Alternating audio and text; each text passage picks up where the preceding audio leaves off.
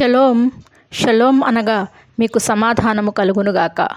ఈరోజు దేవుని వాక్యము కీర్తనలు 89వ అధ్యాయము 34వ వచనం.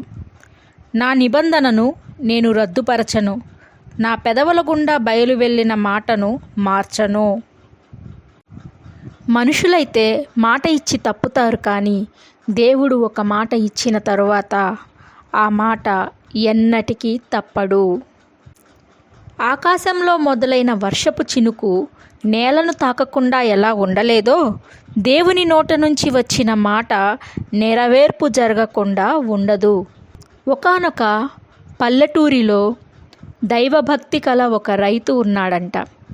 ఆ వ్యక్తి రూపాయి కూడగట్టుకొని పక్క ఊరిలో రోడ్డు పక్కన ఉన్న ఒక పొలం కొనుక్కోవాలి, దానిని సాగు చేసుకొని జీవించాలి అని ఆశపడ్డాడంట.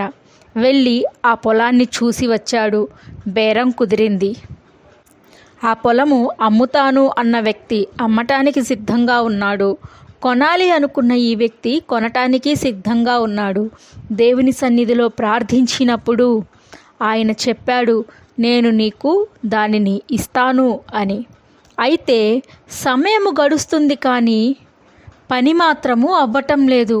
ఎంత ప్రయత్నించినా ఆ పొలము ఈ వ్యక్తి పేరుతో రిజిస్ట్రేషన్ చేయటానికి ఏదో ఒక ఆటంకము ఎదురు వస్తూనే ఉంది. సమయము ఇంకా గడుస్తూనే ఉంది. ఆ పేద రైతు ప్రార్థన చేస్తున్నాడు, బాధపడుతున్నాడు. అయితే దేవుడు మాత్రం, బాధపడకు, నేను నీతో ఉన్నాను, నీకు ఖచ్చితముగా ఇస్తాను అని చెప్పాను, ఇస్తాను, వేచియుండు, నమ్మకం ఉంచు, సంతోషించు అని దేవుడు చెబుతున్నాడు.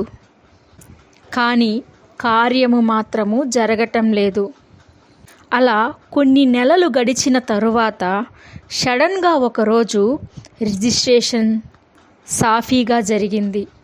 ఆ రైతు సంతోషముతో పొలంలోనికి వెళ్ళినప్పుడు ఆ పక్క పొలం వ్యక్తి చూసి అంటున్నాడు, ఎంత అదృష్టవంతుడివయ్యా నువ్వు. 10 రోజుల క్రితం వరకు ఈ పొలాన్ని కొంతమంది రౌడీలు కబ్జా చేశారు. 10 రోజుల క్రితమే కొత్తగా ఒక అధికారి వచ్చాడు. ఆ అధికారిని చూసిన ఈ దొంగలు దెబ్బకు తమ కుడారాలను సర్దుకొని పారిపోయారు. ఈ బాధ పడలేకే ఆ వ్యక్తి ఆ పొలం అమ్మాలి అని అనుకున్నాడు.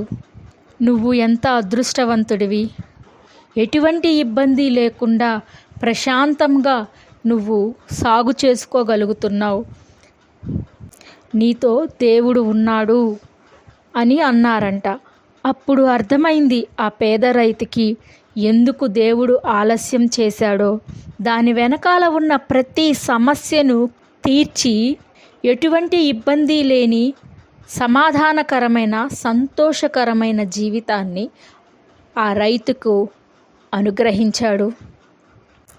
ఈరోజు ఏ విషయంలోనైనా నీకు ఇచ్చిన వాగ్దానం నెరవేర్పు ఇంకా చూడలేక బాధపడుతున్నావా? బాధపడకు.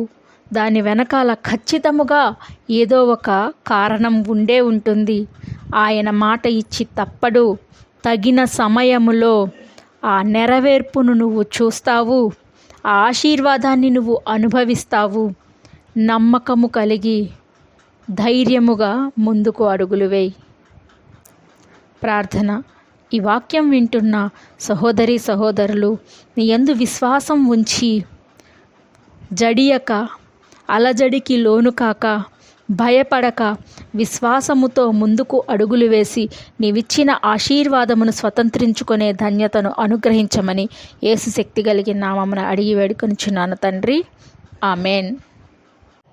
మీ ప్రార్థన అవసరతల కొరకు కింద కామెంట్ సెక్షన్లో మెన్షన్ చేయండి. మీ కొరకు ప్రత్యేకముగా ప్రార్థించటం జరుగుతుంది.